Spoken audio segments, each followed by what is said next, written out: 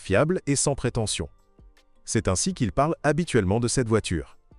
En raison de son prix considérable, le Grand Vitara de 3e génération n'est pas devenu un best-seller. Mais au final, au fil des années de vente, il a rassemblé un public conséquent. Au fait, pourquoi elle? SUV japonais. C'est un SUV. Seule la version 3 portes de 1,6 litres avec 106 chevaux, rarement vue en Ukraine, se contente d'un système de transmission intégrale plus simple. Un autoblocage à cam, pas le plus efficace, sans abaissement. Dans d'autres cas, tout est juste. Un réducteur, une boîte de transfert, un verrou, 2 cardans et un blocage de différentiel arrière en option sont l'arsenal idéal pour notre réalité. Cependant, malgré la réputation positive de chaque version de la voiture, certains problèmes méritent d'être pris en compte lors de l'achat. Les versions les plus populaires chez nous sont celles équipées de 4 cylindres, essence en ligne de 2, 0 litres 140 chevaux et 2, 4 litres 168 chevaux. Les versions essence avec V6 2.7 et le V6 3.2 de GM ne représentent au total que 2% du marché des grands Vitara d'occasion. Par conséquent, permettez-moi de les laisser hors parenthèse. De plus, vous n'aimerez probablement pas la consommation de carburant des V6 à essence, et par conséquent une bonne quantité d'huile. Ainsi, le point commun à tous les moteurs reste leur fiabilité, qui leur permet de parcourir jusqu'à 400 000 km avec les soins appropriés. Le moteur 1.6, cependant, est franchement plutôt faible, même pour une carrosserie légère à 3 portes.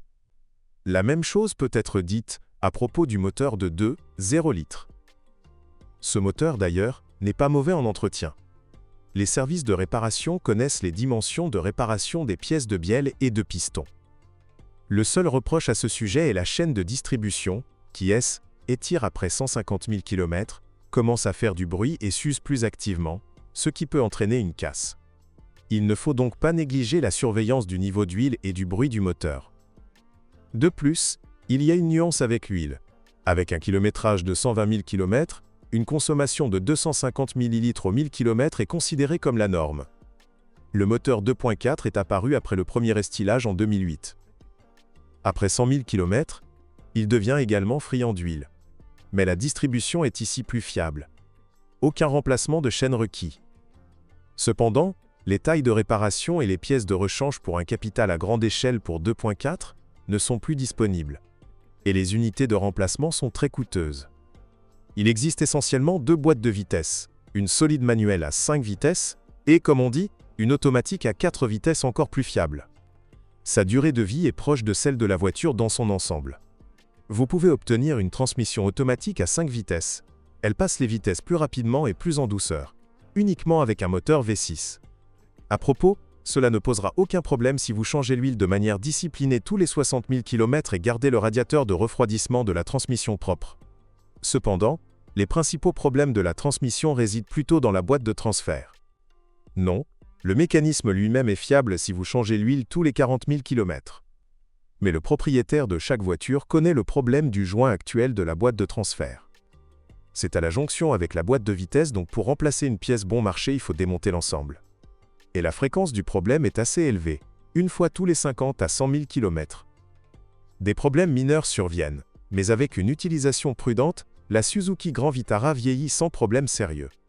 La carrosserie est insensible à la rouille. Certains se plaignent seulement du métal fin du capot, qui se cabosse facilement. Il n'y a pas de plainte particulière concernant l'électricité. Mais si les propriétaires de la voiture louent modérément l'intérieur, il est encore un peu spartiate, alors ils traitent la suspension avec beaucoup de respect. Elle est plutôt dure, mais elle connaît son métier. Les problèmes fréquents sont l'usure des bagues stabilisatrices avant et l'aigreur des boulons, sur 2 à 3 ans, dans les bras arrière, qui sont responsables du réglage des angles de pincement et de carrossage des roues. Eh bien, la fréquence des remplacements de routine des suspensions vous plaira certainement, pas de démolition. Du coup, on obtient une voiture honnête, avec une vraie marge de sécurité japonaise. Il ne sera pas difficile d'en vendre un après plusieurs années d'exploitation pour un bon prix, et nous espérons que vous n'aurez pas à acheter très souvent des pièces de rechange japonaises coûteuses. Il est courant, parfois tous les 15 000 km, de remplacer les bagues stabilisatrices avant. Les blocs silencieux arrière des bras de commande avant abandonnent après 70 000 à 80 000 km. Les leviers, hélas, ne peuvent être modifiés que sous forme d'ensemble. À propos, les amortisseurs et les roulements de roues ne vous dérangeront pas avant 100 000 km. Et les rotules durent presque éternellement. Sur les voitures jusqu'en 2008. La boîte de vitesse avant a un défaut à une vitesse inférieure à centaines jusqu'à un kilométrage de 80 000 km. En roue libre, le train principal hurle. Le problème ne peut être résolu qu'en installant une nouvelle boîte de vitesse modifiée. Le constructeur a considérablement renforcé sa conception. L'unité est chère, environ 40 000 hryvnias. Les fuites d'huile à travers le joint d'huile du vilebrequin arrière sont un problème courant. Malheureusement, pour le remplacer, il faudra retirer la boîte de vitesse. Les joints de soupape et les joints spi sont un point faible. Ils devront être changés fréquemment. Un autre, consommable, est un catalyseur. Il peut nécessiter un remplacement tous les 80 000 km et coûte jusqu'à 25 000 hryvnias. Des problèmes de climatisation ou de climatisation surviennent après les 100 000 premiers kilomètres. Le moteur du ventilateur peut tomber en panne, et parfois le relais de commande du ventilateur tombe en panne. De plus, il arrive parfois que le registre du poêle éclate, et que les moteurs du système de contrôle de la température brûlent. La structure de résistance du corps offre un haut niveau de sécurité passive, mais la partie avant absorbe trop efficacement l'énergie d'impact. Ainsi, lors de petits accidents, la carrosserie subit des dommages importants et, par conséquent, des réparations coûteuses. La cinquième porte s'affaisse sous la roue de secours, mais le réglage des charnières résout le problème. Bonjour les amis. Vous cherchez une voiture d'occasion? Vous devez prêter attention au site web carm.pro. Carm.pro est grand catalogue de voitures, moteurs, boîtes de vitesse. Et le meilleur, c'est que vous pouvez trouver des informations sur les pannes de n'importe quelle pièce. Complètement gratuit. Allez sur le site web carm.pro et découvrez tous les éventuels points faibles des voitures d'occasion.